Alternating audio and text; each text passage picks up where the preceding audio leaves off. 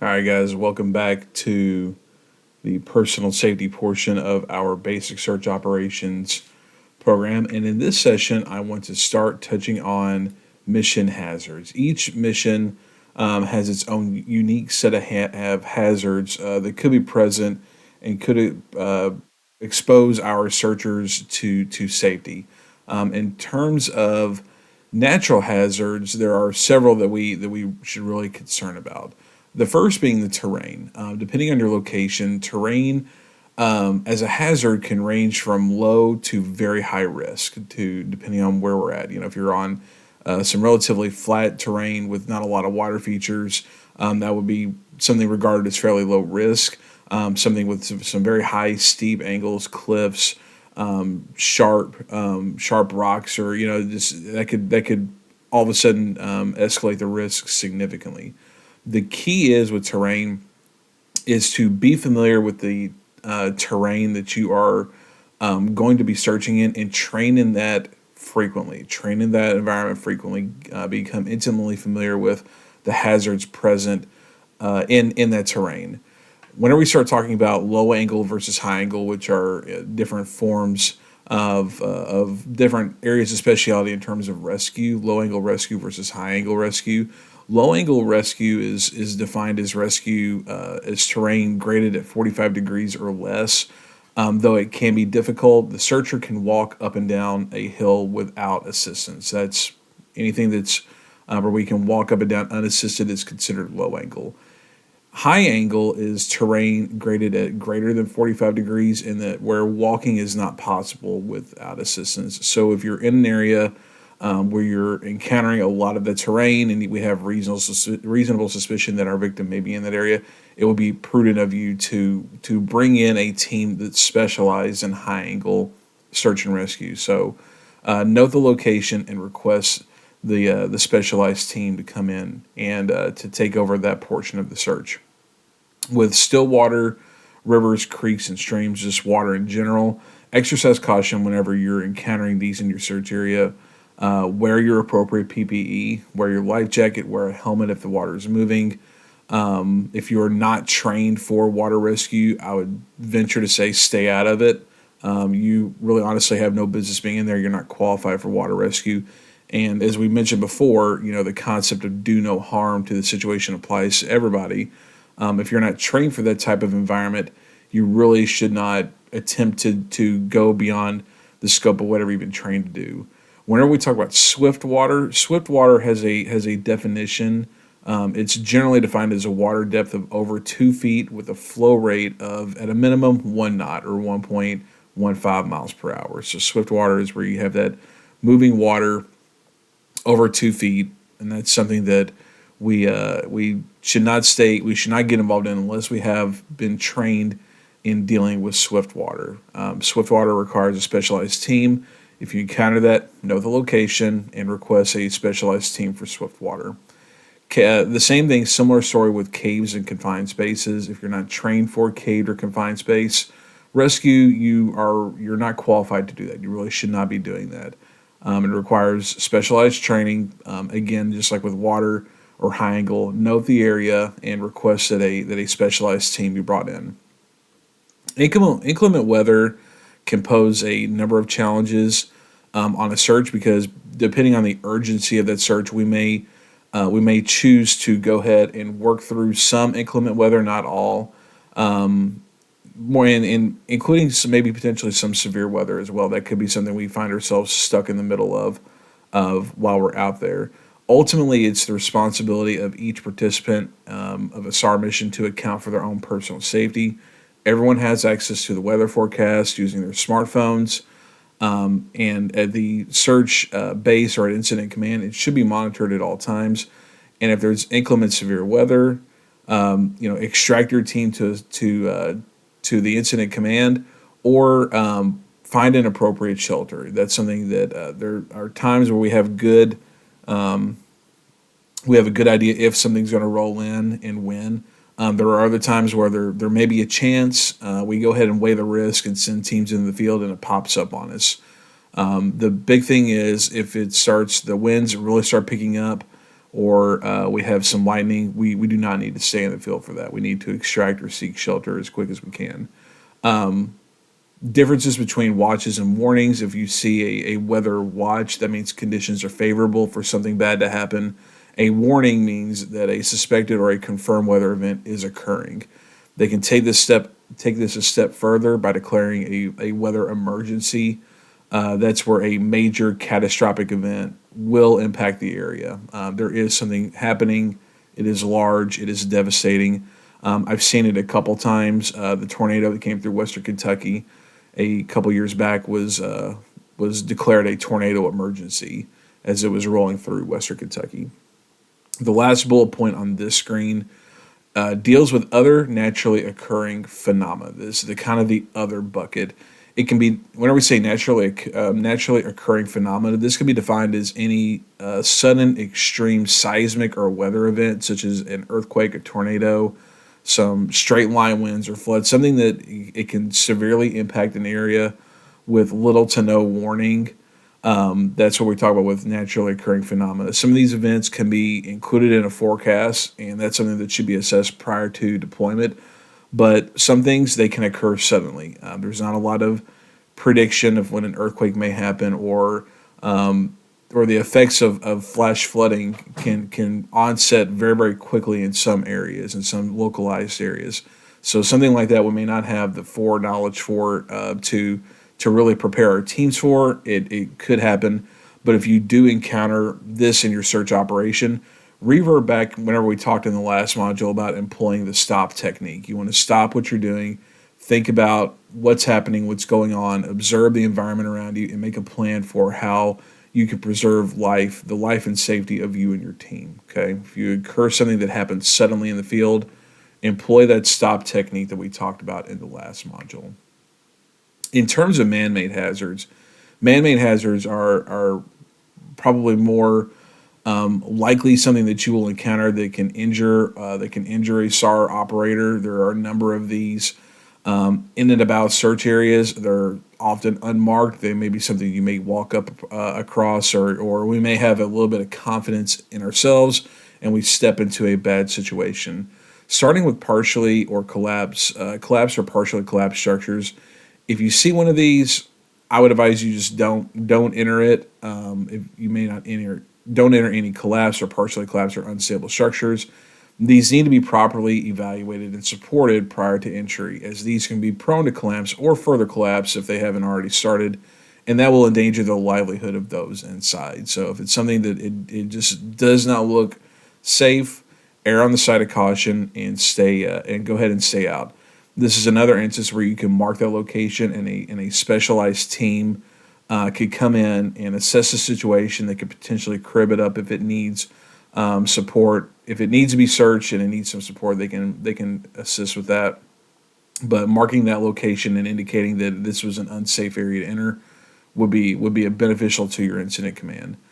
Deadly or hazardous atmospheres are generally defined as atmospheres that can expose searchers to the risk of death, incapacitation, injury, acute illness, or the inability to self-rescue. So think about areas where there is a buildup of flammable gas, lack of oxygen, or any other deadly atmospheric condition. So think about areas where carbon monoxide may have been built up, or there may be a methane or a natural gas leak, and there's poor ventilation in an area. Avoid unfamiliar structures with seemingly poor ventilation or containing the smell of a flammable gas. If you start to smell that rotten egg smell associated with natural gas, that's a good indication that you should probably step back, step away, and further assess that situation. Notify your incident command immediately if you find something like that while you're out there, and evacuate your team to a safe location away from the structure. Depending on where it's at, they may be able to come out there and shut the gas off and make it safe for us to enter. Maybe a specialized team that needs to go and take a look at it. But for us, we should just note it, stay away, try to keep people from going in and getting themselves hurt. Illicit drug production is something that is very commonly found within search environments, and it's becoming more and more common. It seems like as the years go by, I seem to find it, I wouldn't say nearly every time I go out anymore, but on the plus side of 50%. I do see some evidence of this whenever we go out on a lot of searches these days. Be wary of areas with strange odors such as ether, ammonia, or acetone. You start seeing large amounts of trash, notably plastic containers, rubber gloves, or even respiratory masks of sorts. That's a good indication that there's a nefarious activity occurring in that area. You start seeing discarded clothing or coffee filters with red stains. You see like a white T-shirt that's got red stains on it or coffee filters. It's an indication of potential indication of meth production. Discarded propane tanks, garden hoses or buckets could be an indication of a marijuana grow. And if you see an area with a bunch of excessive signage, a lot of do not enter, a lot of private property, a lot of warnings saying stay away, there's likely a reason why that there you start to see that all of a sudden in the middle of the woods. They want to keep you out of a certain area.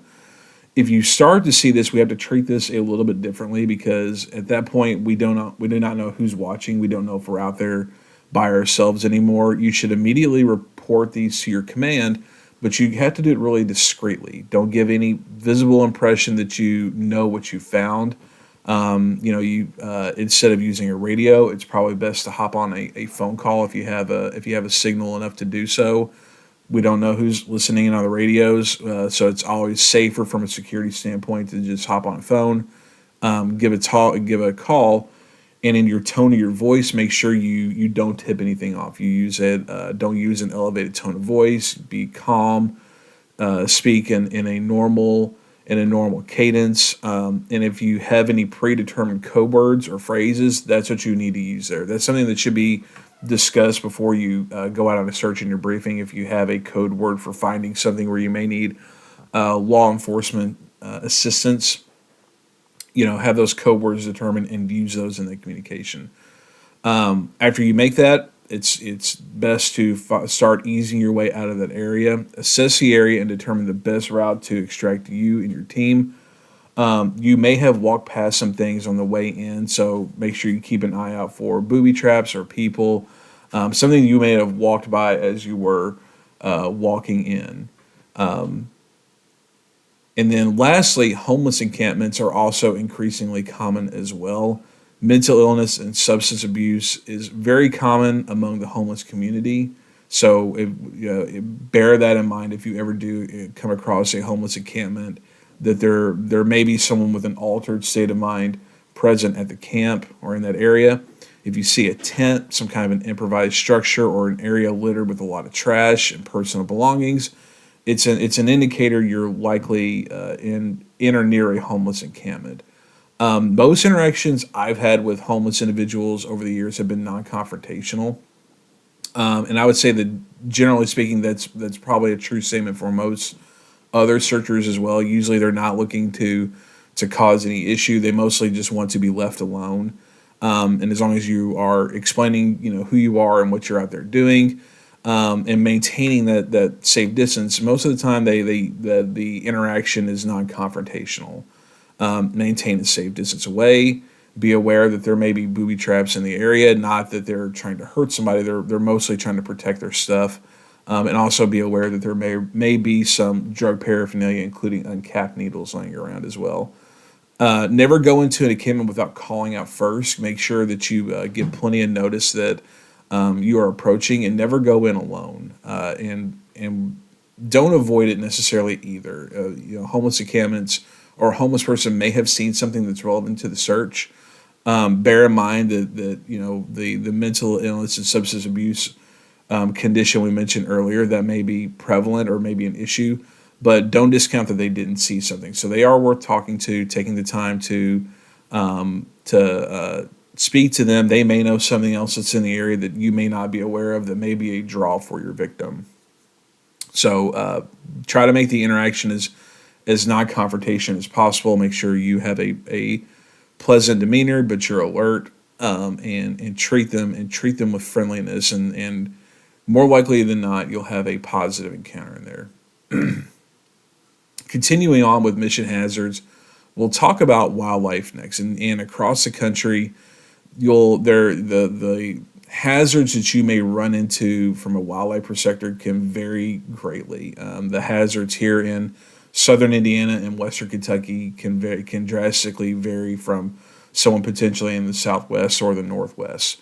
We'll start off by talking about snakes because this is one of the things that probably gives most searchers the heebie-jeebies, so to speak, whenever they are moving through an area. Across the country, there are 22 recognized species of venomous snakes, and most of them are in the pit viper family. And there are different ways that you can tell a venomous snake from a non-venomous snake. I would say, for the sake of this training, I would not recommend you spend enough time studying to find out if it's venomous or non-venomous. I would say that treat every situation similarly, and that's the best way to get out of that situation without having that unwanted contact. Pay attention to where you step. If you're out there in the woods or you're navigating through down some trails, if you come across an obstacle such as a log or a large rock, you don't necessarily want to step over to the other side. You want to step on top, check on the other side to see if there's anything there, and then step over. In the cooler months, snakes will be found in sunny areas. You may even see them on blacktop in some instances where they're going out there to sun themselves and to warm up. Also around high banks and rock ledges. Those are good places as well for snakes to hide and tuck away, heat up, find some food. So use caution around high banks and rock ledges. Like I said, you should treat them. The safe advice I can give you is to treat every situation the same. So if you see one, just freeze, evaluate the situation, back out slowly, being aware that and being cognizant of the striking distance. Make sure you really check your area though, because you may have walked right past another snake on the way in. Evaluate, back out slowly, stay out of striking distance, and most importantly, don't block the exit route for the snake. Don't put it in a situation where it feels like it needs to strike or it needs to defend itself. Just give that guy plenty of room and back yourself on out. Coyotes are also a fairly common hazard that you may run into out there in the field as well. They're very curious and they tend to be wary of people, but they will habituate near humans as a more reliable food source. They will start to encroach on suburban, in some instances even in urban areas. They will start encroaching in those areas looking for food and food sources. So it's not unheard of to run into a coyote in town whenever you're on a search. But they tend to stay away. But that's usually what they're doing is they're looking for food. And they tend to be very weary of humans in general. They certainly do not want to get any type of confrontation, but they will be very curious. They will watch. They may even walk around a little bit while they're kind of evaluating what their next actions are going to be. They can be a little bit more protective during pup rearing, so just be cognizant of if you start to see little coyotes around. Mama coyote may not take great exception to that. They can be rabid. That would probably be the biggest concern with a coyote is coming across one that's potentially rabid. They lose their fear of humans in that moment, and it's becomes a different situation there. They become a totally different animal. Have not personally encountered that, but I have run into plenty of coyotes whenever I'm out searching. It goes without saying, but do not feed. These are certainly not should not be treated like a domesticated dog or anything like that. They don't feed them. Don't encourage a positive interaction with a human. We want to kind of keep them in their little habitat, and while we stay in ours, and feeding will associate a positive experience with the human, and that's what we want to avoid. If you are approached by a coyote or you come across one, the key is to be big, bad, and loud. You want to make yourself big. You want to be loud, yell, stick your arms out so that way you appear bigger. That's how you want to be, and that's usually good enough to scare them off. The big concern that I usually have with whenever I'm out there trailing a canine is a canine coming across a coyote. It's nice to know if there's been recent coyote activity in an area before we send in a canine. We may not have that type of information beforehand. But if we do go into an area where there's been recent coyote activity, it's a good idea to keep your canine on lead for you canine handlers out there. For wild and domesticated dogs, it's very similar to coyotes. Don't approach a stray dog or a dog you don't know. They will be very curious as well. They'll be very loud. They may even show a little bit of aggression. But you should never approach them. If you do come across a dog that's not yours, that's not familiar with you, always ask before reaching to pet a dog. Make sure that it's okay to do that. The owner will know how the dog is going to react by you doing that. Don't just reach in either. Let the dog acclimate to you first before you start petting it. Give the dog its space, because at the end of the day, they can be pretty timid and very fearful creatures as well. They're trying to figure you out as you're approaching. So give them a chance to kind of figure you out, and then after that, it leads to a more positive experience. But make sure you ask before you do anything. If you come across a dog that's sleeping, eating, or chewing, best to leave it alone. Let it do it. Let it do its thing. They likely don't want to be bothered in that situation. And then, of course, goes without saying, if it is barking or growling or snarling, that does not mean that it wants to be pet. So let's just leave that puppy alone and let it do its thing. Okay. So bears across the country can widely vary in the type of advice or the type of threats that a bear may pose.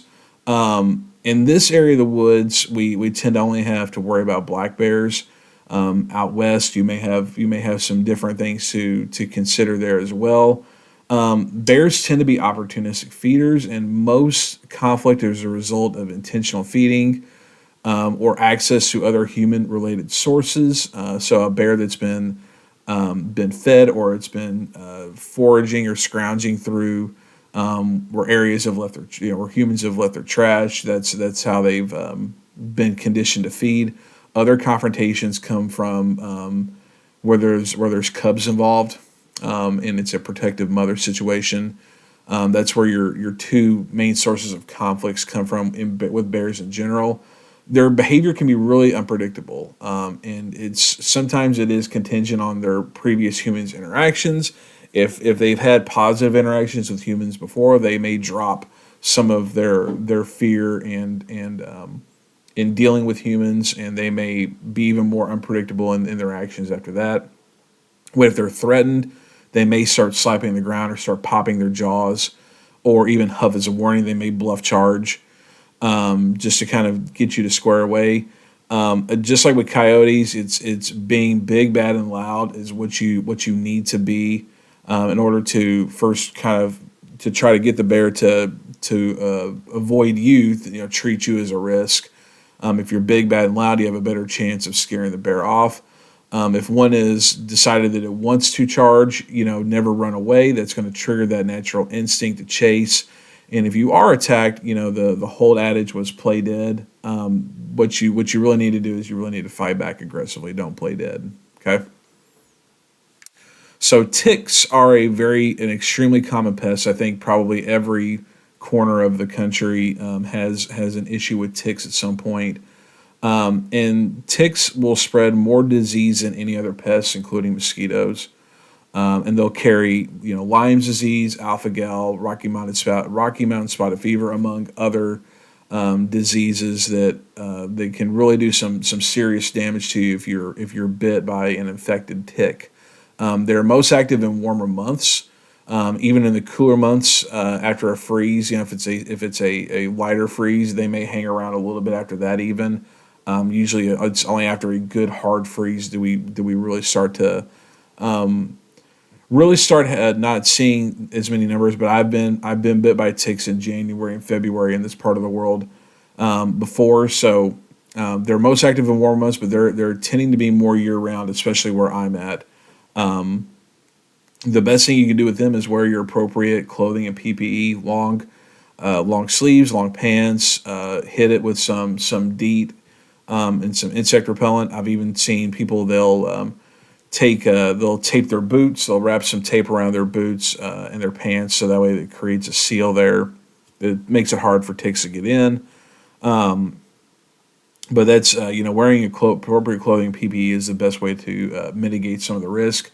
If you can avoid tall grass and heavily wooded areas, that's typically where they tend to swarm and be in higher concentrations. Sometimes in search and rescue, that's where we have to go search. So that's one of those things where you're not always going to be able to avoid it, but you can always put on PPE. That is on you.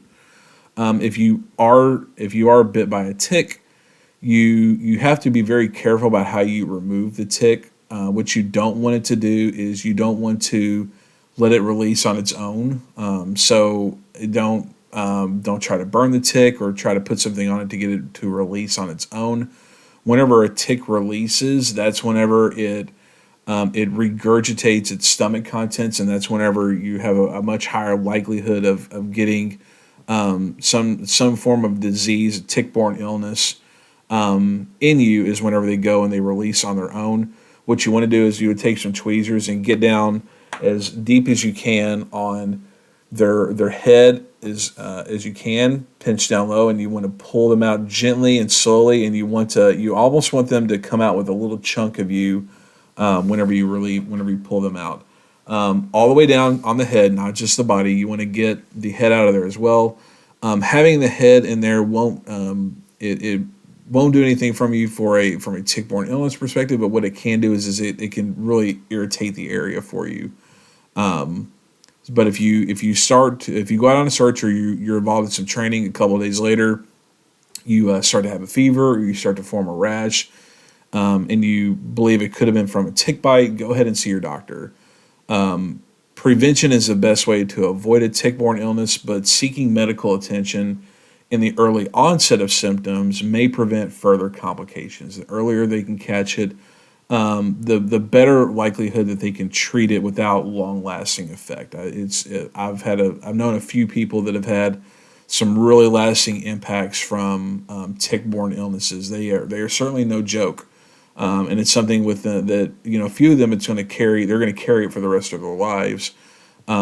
And it's nothing no faults of their own. It's just the way that one's going to be. So the best thing that you can do is to wear your PPE, try to avoid where ticks are, and if you do see one, make sure you remove it quickly and appropriately. Last thing to cover on this slide are stinging insects. These are your bees, your wasps, and your hornets. They actually kill more people than any other wildlife or spiders across the country. There are many folks out there that are highly allergic to stinging insects. And if you are stung, you need to watch for severe allergic reactions. A lot of swelling, a lot of breathing problems. If we start seeing asphyxiation, we really need to move quickly to extract and get you to a place of safety. If you've ever been tested or carry an EpiPen, you start to experience those severe allergic reactions. Administer that pen. That would be a good thing. That if you do carry an EpiPen or do carry any kind of medication, that it would be prudent for you to share with other members of your team, so that way if they start to see something, they have a chance to administer that for you. But if you see someone with those severe allergic reactions or starting to have really bad breathing problems, administer the EpiPen and extract immediately. Okay, it's better to go ahead and use that EpiPen if you can. And next thing we will do is we'll talk about hazardous plants, because hazardous plants are very prevalent out there as well. And there are many varieties of plants that can affect the skin just from coming into contact with them. Just like with ticks that we mentioned on the last slide, the best way to mitigate the threat of getting a contact derma is to avoid when possible and wear your appropriate PPE. If we know there's an area where if we see a bunch of poison ivy or we see some stuff that's going to cause us some issues, try to stay out of it. Sometimes we're focused on searching and we might trudge right through the middle of it. If that's the case, hopefully we're wearing appropriate PPE and we can protect ourselves.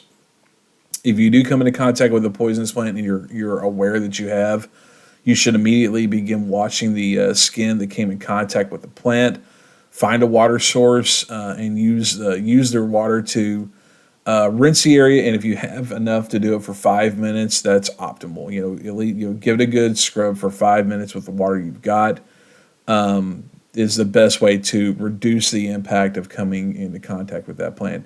If you have some rubbing alcohol or detergent, you can use that along with your water, and you have a much better chance of reducing of the risk of a contact derma from coming in contact.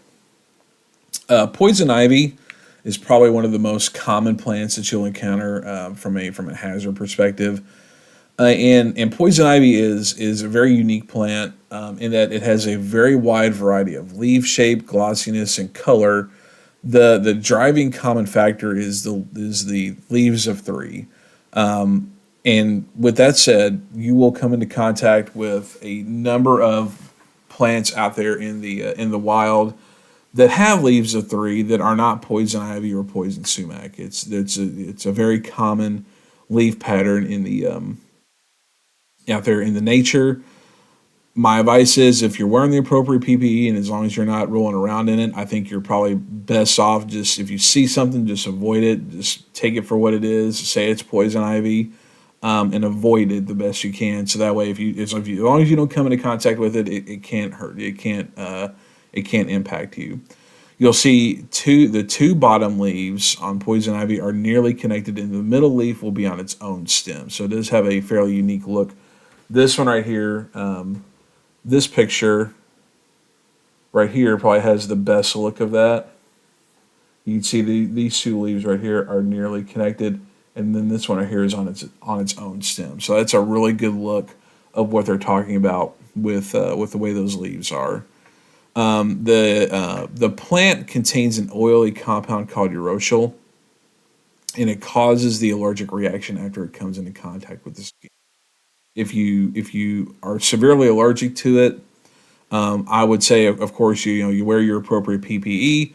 It's good to keep a bottle of a container of the poison ivy scrub at the house, so that way, whenever you get home from your search, you can go ahead and hop in the shower, give yourself a good scrub, even if you didn't come in contact or you didn't think you came into contact, just to give it a little bit of prevention and potentially reduce the impact of developing a poison ivy rash. Poison oak is very similar to poison ivy.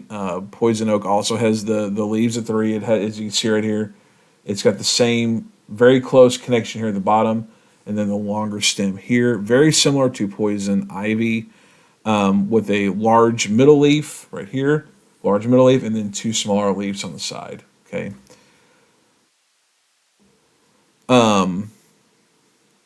It gets its name because of the lobed leaves, which resemble leaves from an oak tree. The leaves have hair on both sides and tend to be duller in color than poison ivy. And similar to poison ivy, it's fairly widespread. I have never been good enough at identifying plants to know whenever I've come across poison ivy versus poison oak. I know that enough to stay away from either. And I'm allergic to both enough to where I know enough not to go and, go find out, come in contact and find out.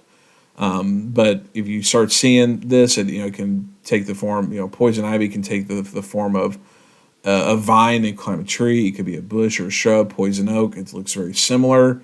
You start seeing a lot of leaves of three in that arrangement. I would just say stay out of it the best you can.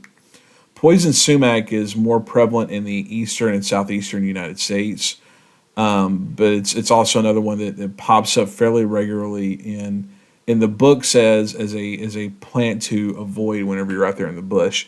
It usually grows as a tree anywhere from 5 to 25 feet high, and it tends to grow in swampy areas.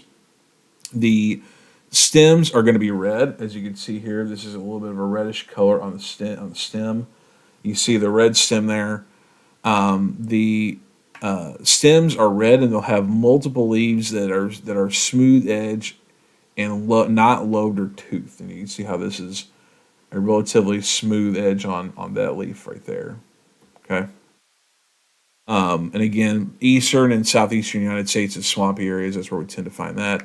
Singing nettle is a little bit more prevalent in most areas.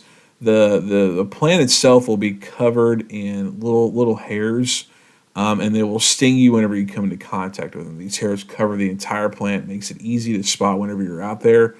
It grows in really dense clusters, as you can see in the picture here. That's a really dense cluster, and you can if you're paying attention on here, you can really see those hairs on the coming through on the plant there as well.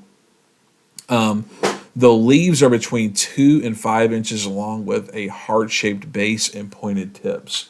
A really good look at that here, where you can see on this leaf how it's got a heart shaped base and it's pointed at the tip. That's a good look on that there as well. It's found in rich, moist soil and woodlands, along trails, along riversides. This is a really prevalent plant. It just really irritates your skin whenever you come into contact with it. But it's fairly common. This is something you can expect to come in contact with. Wild parsnip is an interesting plant from a hazard perspective.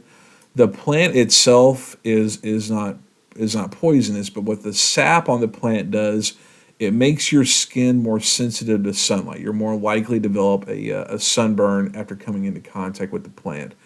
It's a member of the parsley family, which includes carrots, celery, and dill. It can grow up to 5 feet tall, so it can be a pretty good plant.